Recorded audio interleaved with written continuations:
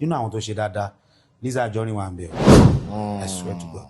because lẹ́yìn ìgbà tá a jọ gbé dáadáa nù kò dùn bí tó wá bá wa kò dùn àjọṣepọ̀ tó dápọ̀ láàrin wa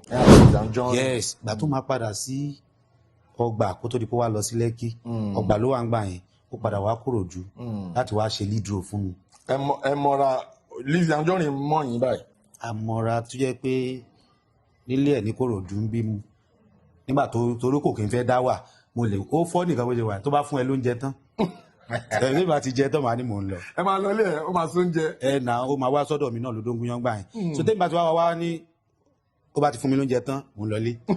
aniláilé oúnjẹ máa dà jẹ́ tó wà ní ẹni tó mórí torí ó padà sún rí.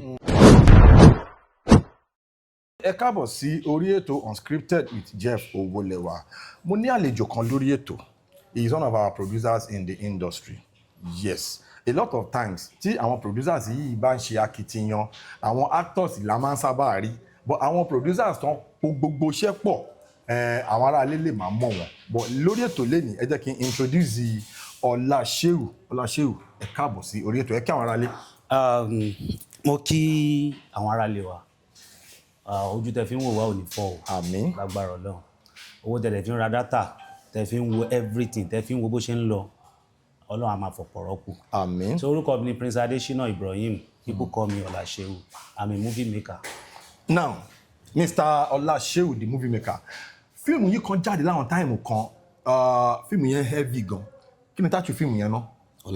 Olasheu torí mo kópa nínú fíìmù yẹn. Olasheu gbogbo ẹ̀ lọ rántí fíìmù yẹn nígbà tí fíìmù yẹn jáde ó everywhere àwọn fàájàngbà yẹn mo wà nínú fíìmù yẹn. Now, later la wá rí pé ẹ̀kan kúrò ní industry kí ni àwọn kan tó ṣẹlẹ̀ láàrin yẹn. Well, lákọ̀ọ́kọ́ náà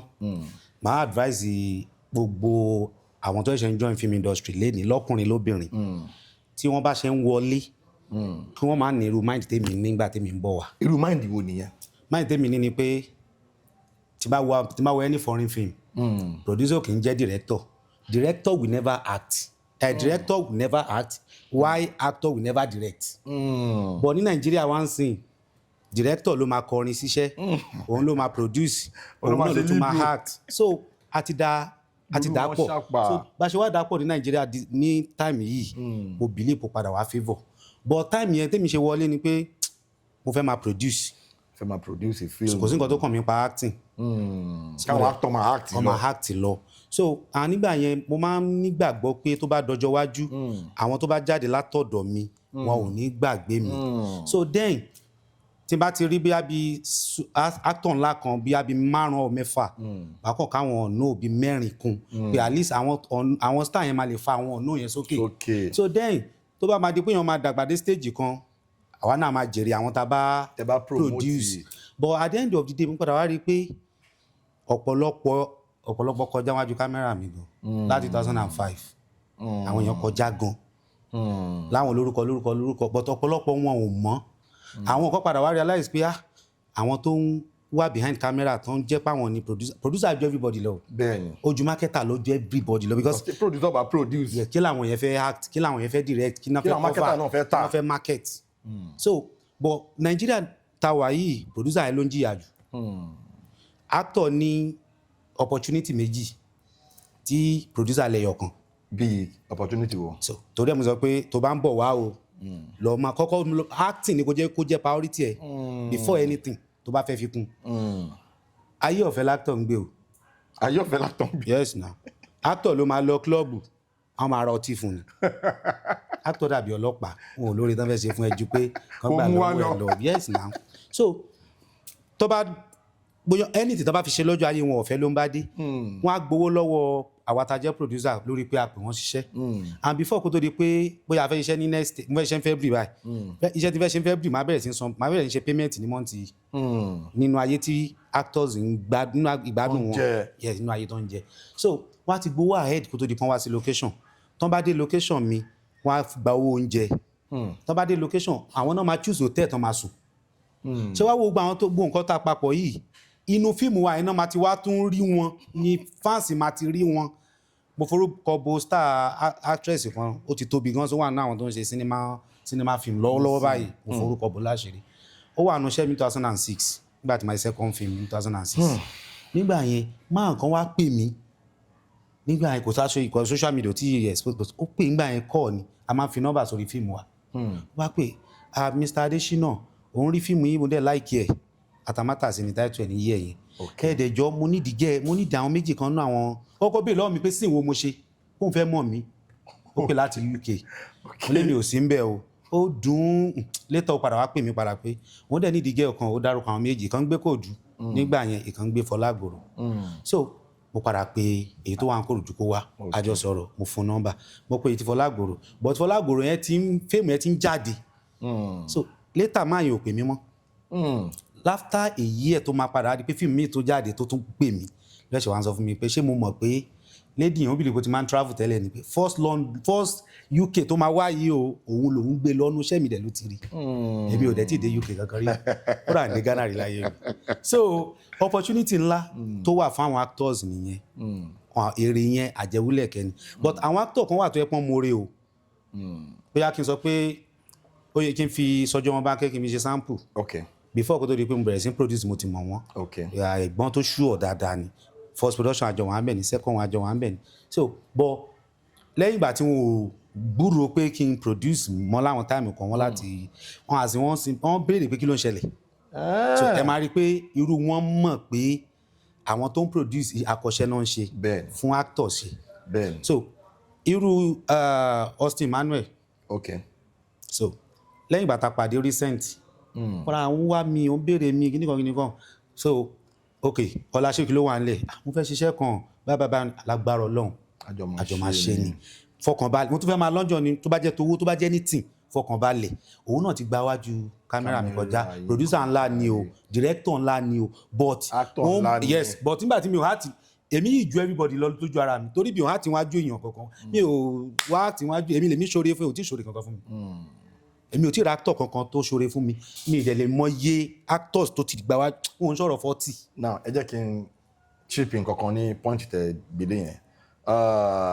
ṣẹ́tìrí producer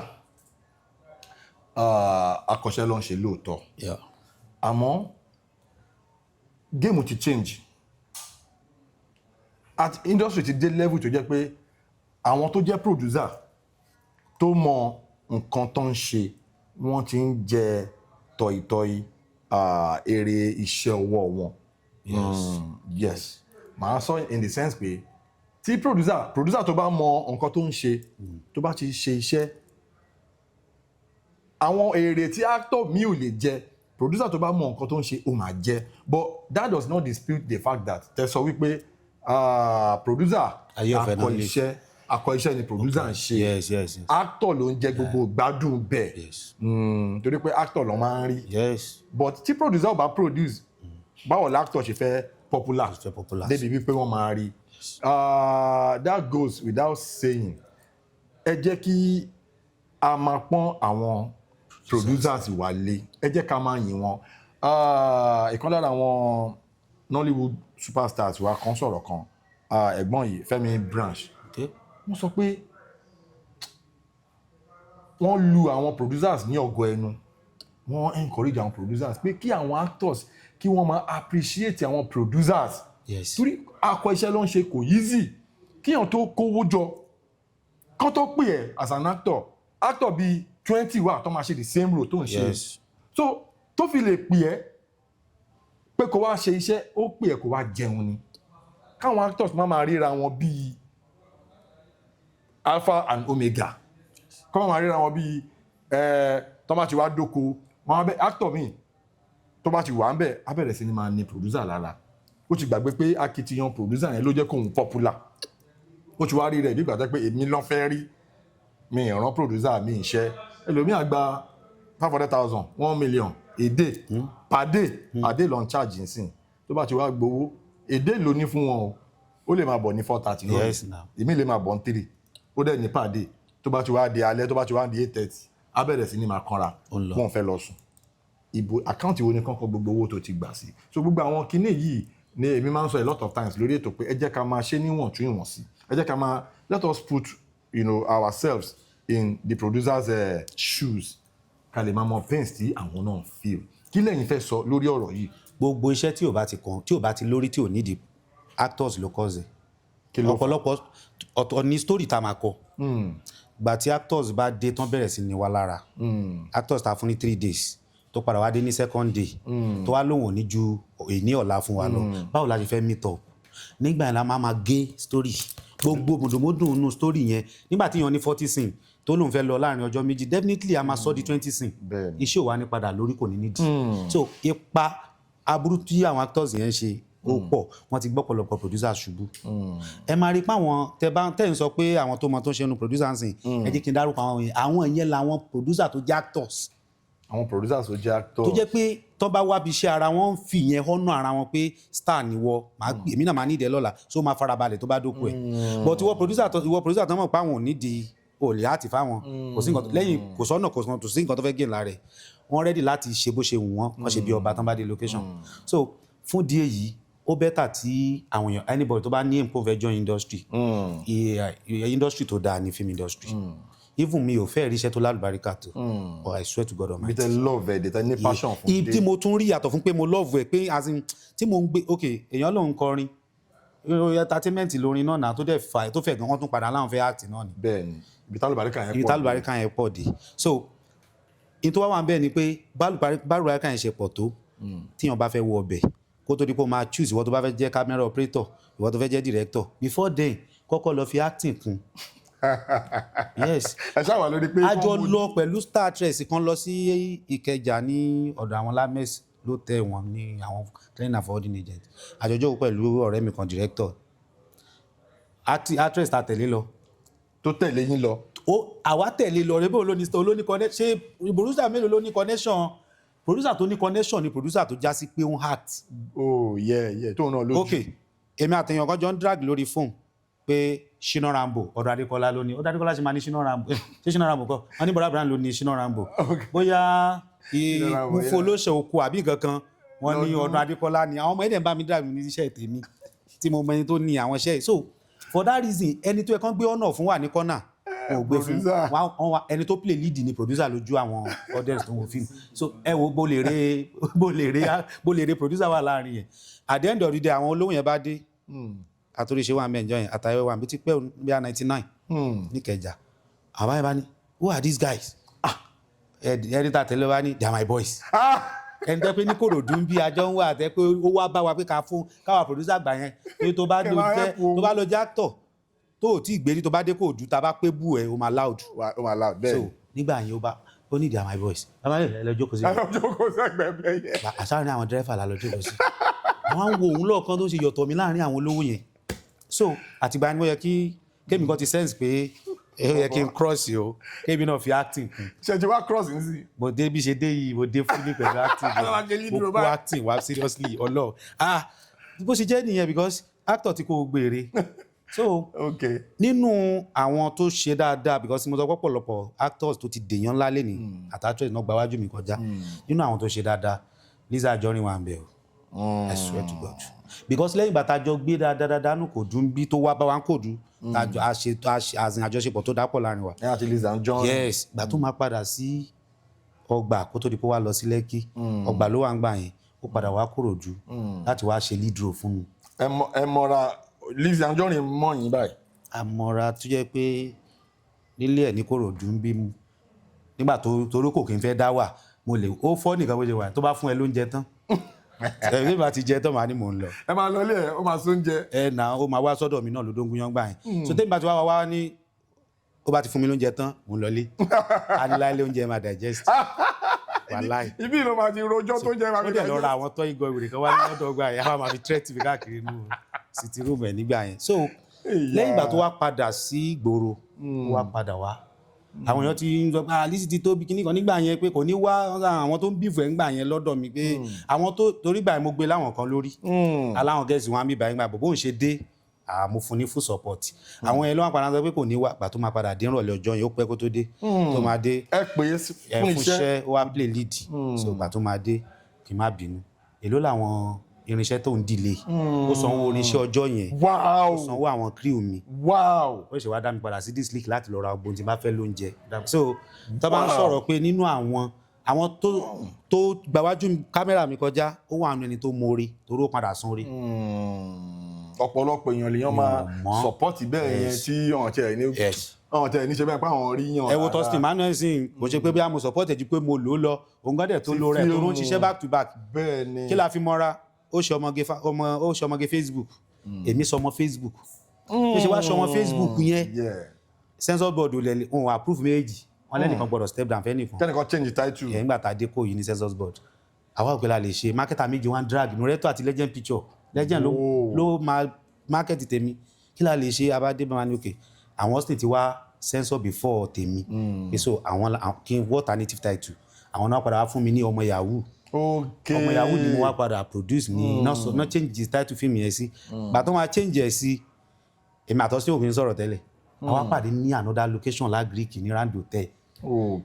Olasheu sórí pé title tán padà wá change ẹ̀ sí yẹn gan bẹ́tà in tó ń fight fún Bàṣẹ̀rẹ̀ òun ọgọ́ ló wọ́pọ̀ ta sí Bàṣẹ̀rẹ̀ nìyẹn so àti gba yín èèyàn tó dáa ni so kó tó wá di kó tó ń gbó pé oníkálukú ní tiẹ̀ lára àbọ̀bọ̀ yìí ti tọ́dún méjì tá a rí kí ló ṣẹlẹ̀ sí ọ̀dà Olasheu tó bá pé olóò ti dé o àwa gan ti ṣetán àti dúró tiẹ̀ gbogbo tó bá gbà la máa fún wàá débẹ̀ so Ọlámilékan Àyìnlá ó ní ó jẹ́ kí mo ti dàáfà náà rẹ̀ di but ó ní ó jẹ́ kí n máa gbé Kwara yes pẹ̀lú fẹ́ ìfẹ́ kan náà ìfẹ́ fresh boy fresh boy Adégẹṣin àbí fresh boy yes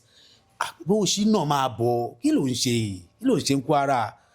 iṣẹ́ yìí ẹ̀jú báyìí lọ kíníkan so but ọ̀nà tí 220 ń fún mi tó ọ̀nà yẹn ń fún mi ní múra tábà débì kan sìn 220 máa ní ẹwọ ní tẹ́wọ́ ọ̀gá wa ni ó yìí sọ lálẹ́ àná. èmi gangan tí mo jókòó yìí mo wà lára àwọn tó benefit lára production yìí tètè bọ́ọ̀lì kọ́ èmi náà ń sọ mo fẹ́ fi opportunity yìí sọ pé thank you for all your support because bàtàwà náà ṣeré torí wọ́n ń sìn màá wá sí Kòròdú màá padà sí Mùṣín torí wọ́n ń sìn ìwọ àti Káyọ̀dé Adébáyọ̀ lẹ́sọ̀ pé bọ́bọ́ wá jókòó ó kàn ń lọ kàn ń stress ààrẹ ọjọ́ bá máa gbé bí aláwájọ ń gbé ńgbà yẹn ní grammar school tí máa ń sùn níbi pálọ̀ yìí pẹ̀lú ṣòkòtò bẹ̀bẹ̀ ṣòkòtò bẹ̀bẹ̀ ló fi ṣe pílò kàmá máa fi ń ṣe pílò kò í sí ọmọ. so bàtẹ́mi náà wá dé Kòròdú gbogbo àwọn iṣẹ́ yìí yẹn mo máa ń ṣe lead role ni mo máa ń ṣe àwọn iṣẹ́ yẹn wà lára àwọn iṣẹ́ tó fún mi ní spotlight so adúpẹ́ fọ́lọ́run adúpẹ́ ní ọwọ́ ẹ̀yin náà now mo ń sọ lórí ètò náà anytime tó bá ti need support tèmi náà ẹ má hesitate láti pè mí ṣe máa jẹ́ nìyẹn ká tó wá rap ètò yìí up kí ni most challenging experience yín tó yẹ pé tẹ bá rántí bá ó máa ń dùn yín kí n lè gbàgbé tó máa ń bá yín nínú jẹ́ níbi iṣẹ́ fíìmù yìí méjì ni ṣe ẹ̀ pẹ̀lú wa. àkọ́kọ́ mo ṣe fíìmù kan gbà kan mo pè ní Black Jesus gbogbo kíbi láti lọ sẹ́ńsọ̀ ìwọ̀n gbà tí mo dẹ̀ náwó gidi sí crime ni wọ́n deny ní kò yìí wọ́n gbé lọ sí Àbújá the same thing bí àpọ̀ tákọ̀ tàbí ìlú kan tó láwọn máa rán yàn lọ́ngbà yẹn láti lọ sẹ́ńsọ̀ wọn ò rí sẹ́ńsọ̀ wọn ni gbà tó máa padà kọ lẹ́tà padà wá fún mi wọ́n ní kí ló tí mi ò wọ́n ní ṣé Muslim ni mí pé kí ló tí mi ò pé ní Black Mohammed so definitely ọlọ́tẹ̀ ni mí pé mo fi èèyàn orúkọ Jesus ẹ máa ń pè ní Black ẹni ṣe crime. fíìmù yẹn padà parẹ́ tí ò padà níṣọ fíìmù yẹn parẹ́ síbẹ̀ so after gbà tí ìyẹn lọ most of our actors tó jẹ́ stars tí mo padà rí pé at the end of the day wọ́n ti ní fame dáadáa láwọn tó já sí pé nígbà yẹn dáadáa tó yẹ pé èmi ni superior nígbà yẹn wọ́n ti wá jẹ́ èèyàn tán wọ́n wá fẹ́ ṣiṣẹ́ máa wá pè wọ́n ẹlòmíà gbé kọ́ tó bá ti gbọ́ pé lágbájá ni adẹ̀kọ́ ti fún ẹlòmíà ní òun fẹ́ travel aṣá bí ìgbà tí wọ́n ń dọ́jì èèyàn wọ́n á sọ fún èèyàn kan lọ́jọ́ pé kí ló ń ṣẹlẹ̀ táwọn èèyàn bá bẹ obìnrin ló pọ̀ jù náà tó ṣe o ẹni ẹjẹ́ kó máa yé mi pé wọn ò mọ iye tán fẹ́ pè ní wọ́n fẹ́ gbowó wọ́n dẹ̀ rí i pé táwọn bá tẹ́wọ́ gbowó àkọ́kọ́ yìí lẹ́yìn ìgbà tán dé èèyàn tán tó bá tẹ́wọ́ gbà lọ́wọ́ èèyàn ti gbègún so because ó ṣe púpọ̀ lára wọn so ni wọ́n fi ń avoid ẹ̀ so àwọn kan méjì yẹn ó jẹ́ nǹkan tó really bà mí nú jẹ́ àtọ́jọ́ kan tí mo ṣe fíìmù tán gbé fíìmù fún mákẹ́tà lódìdí wọ́n dẹ̀ release ẹ̀ tán so wọ́n á fẹ́ lọ gba owó wọ́n dẹ̀ fún mi ní owó èèyàn tí pé nìkan bàtà máa give ẹ̀ sí mo rí pẹ́jọ́ tí ń pọ̀ jù ẹ jẹ́ máa lọ sí Kòòdú wọ́n á fẹ́ máa lọ máa ń tijú gan ṣe fẹ́ máa lọ báyìí mo gbà ṣé máa rìn dé Kòòdú máa lọ bá. kò sówó kankan lọ́wọ́ yín. kò sówó kankan lọ́wọ́ mi mò ń lọ sọ́dọ̀ mákẹ́tà tó ti release fíìmù mi ìdẹ́ gbowó kò dẹ́ sowó ẹ̀ ní èmi máa ń fowó ara mi ṣe fíìmù èmi ni máa ń fowó ara mi ṣe fíìmù bí àṣà 220 á ní ẹni yìí ló máa lọ wówó wá ń gbà táwò tí jẹ́ nǹkan kan tí ó máa fi ṣe fíìmù tó bá ṣe fíìmù kò tí ì ní rere ń bẹ yóò tún lọ wówó mi wá kò dẹ̀ ní ṣe inú ẹ̀. bẹ́ẹ̀ni. so wọn gbà tí wọn kẹta máa fún mi lóhun forúkọ bó láṣìírí ó dẹ̀ fún mi 500 naira 500 naira ni mo gbà nínú 750 títí dé ní nítorí ìta náà wọ́n fún mi títí dì sín inú wa bí mi pé ṣé bí ṣe máa bá a lọ lélẹ̀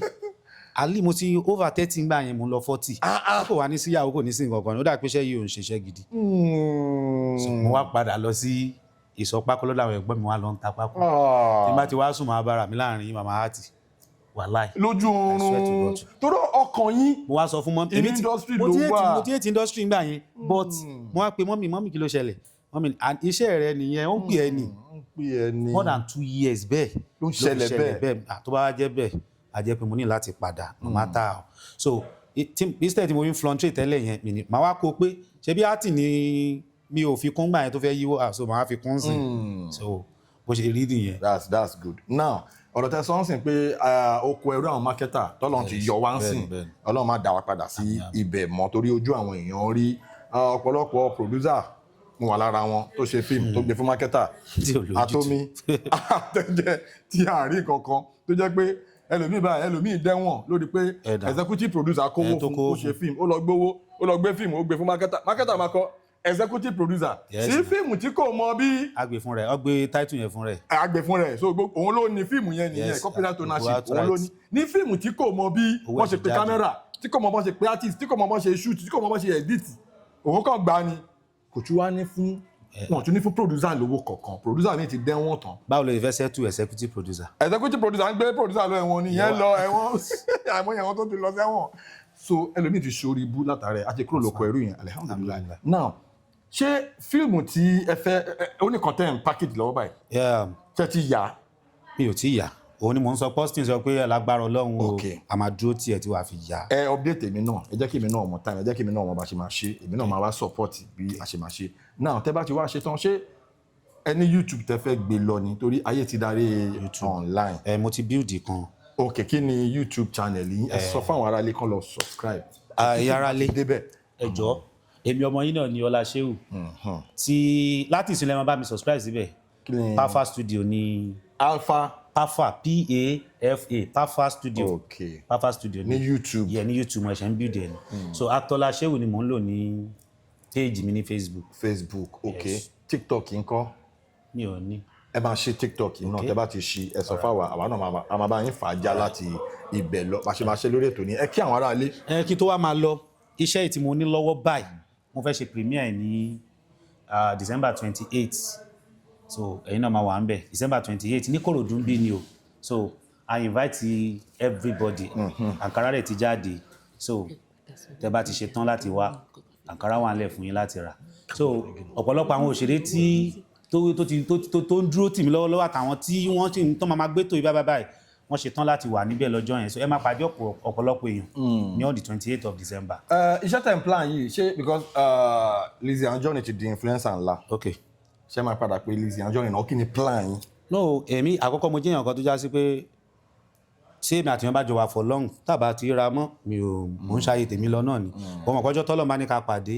ó ṣeé ṣe ká rántí tájọ ṣe pọ̀ sẹ́yìn àbúrò Lizzy Lanre ó béèrè lọ́wọ́ mi ńlá nígbà kan tá a pàdé kí ló dé gbà tẹ́gbọ́n mi dolówó tán lẹ́wọ́ jìnnà síra yín ṣé màá kọ̀ déédéé mi ò ní nọ́mbẹ̀ lọ́wọ́ mọ́ ṣé màá kọ̀ déédéé lọ gba nọ́mbẹ̀ lọ́wọ́ níbì kan no ọjọ́ tá a bá ti pàdé tọ́ọ̀tì tèmi nìyẹn o mi ò sọ advice tẹ́ bá lè mú wá lórí ẹ̀ mi mind o so but èmi believe pé àjọsìn kò dùnmọ́ for now. nǹkan tèmi máa sọ fún yín ni pé lórí ọ̀rọ̀ Lizzy Anjorin Lizzy Anjorin ti big commitment ti pọ̀ ó ti outgrow a lot of people tí wọ́n jọ máa ń wà gẹ́gẹ́ bẹ́ẹ̀ ṣe sọ nígbà yẹn so now commitment pọ̀ ẹni tíyàn bá rí tàbí tíyàn bá gbọ́ látọ̀dọ̀ ẹ̀ lèèyàn máa ń rántí tíyàn bá ti dé àwọn level yẹn so máa kàn advice yín ni ẹ reach out to see definitely kò lè rí message yín or kó rí call yín kó náà wọ́n mọ̀ yín mọ́ so ẹ fọ opportunity yìí ẹ fi. mo mọ̀ pé ètò náà máa padà reach Lizzy Anjorin alájà kí lè orúkọ tó padà dé nsìn.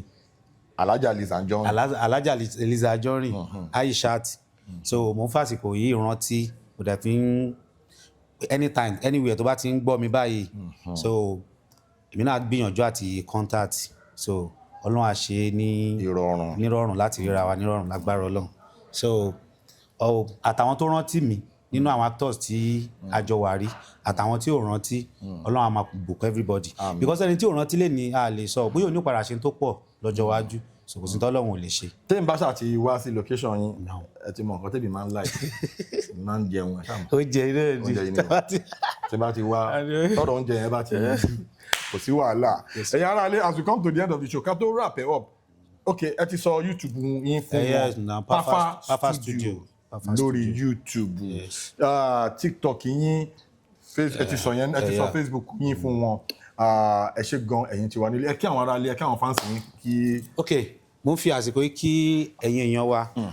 mi ò kí yín lórí ara mi nìkan mo kí yín lórí on behalf of all the producers and all the actors because ẹ̀yin lẹ ń ṣe o ẹ̀yin lẹ ń ṣe nǹkan táwa ń jẹ o ẹ̀yin lẹ fún wa ní hope o because tẹ́ bá wò látòrí VHS ẹ̀yin náà lẹ ń wò a bọ́ sórí CD from CD ó ti di online báyìí so ẹ̀dẹ̀ ń tẹ̀lé wa láti ìgbà yẹn náà tó fi dípò di Netflix àtàwọn other place tó ti ń woṣẹ́ wa ibi tẹ́ ti ń mú owó tẹ́ fi ń woṣẹ́ wa Ọlọ́run ní jẹ́ kí àgbàná wọ ibẹ̀ pẹ̀lú ògo Ọlọ́run àbùdí ní tolókun o àbùdí tọlọ́ṣà àti iléeṣẹ́ tí mo wà yìí àtẹ̀yìn tẹ́ ń wò ó Jẹ́fowólẹ́wà studio àtẹ̀yìn tẹ́ ń wò wá Ọlọ́run á máa ràn yín ṣe o òkè wàràfà náà mọ̀kánà àlìyà Ọlọ́run nípa ẹnì kankan nu wa o. àmín ẹ̀yin ará ilé ẹ ṣeun gan gbogbo bí tẹ́ ti ń mú owó tẹ́ ti ń ra íńtánẹ̀tì tẹ́ ti ń wó ètò lórí Jẹ́fowólẹ́wà TV owó náà nìtàn àbòsíntolókun àbòsíntolọ́sà ẹ ṣé gan gbogbo love gbogbo support tẹ́ ń fún wa lórí ètò God bless you for watching Unscripted with Jẹ́fowólẹ́wà ní peace love.